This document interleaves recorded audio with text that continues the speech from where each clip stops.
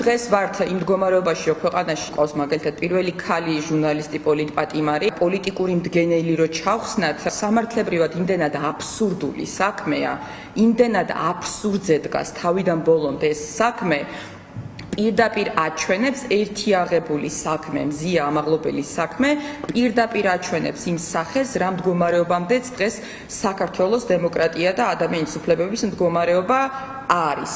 აღარ გავაგრძელებ დანარჩენ პოლიტპატიმრებზე, აღარ გავაგრძელებ ნაცემ ახალგაზრდებზე, დაჯარიმებულ ახალგაზრდებზე, აბსურდული ჯარიმებით აბსოლუტურად, ნაცემი ახალგაზრდები და ჟურნალისტები, რომელთა საქმეზეც არც ერთი ადამიანი არ დასჯილა.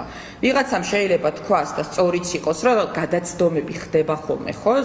ზოგადად მსოფლიოში, მაგრამ გადაცდომას მოყვება დასჯა და გამოძიება და ჩვენ შემთხვევაში გამოძიება და დასჯა კი არა, დიანა პირიქით წაახალისეს საპოლიციო სისტემა, მას შემდეგ რაც ნიღბიანი ან იყვნენ პოლიციელები და ან არა, ეს ცალკე თემაა, მაგრამ ეხლა ამ სპეკულაციებში არ შევალ.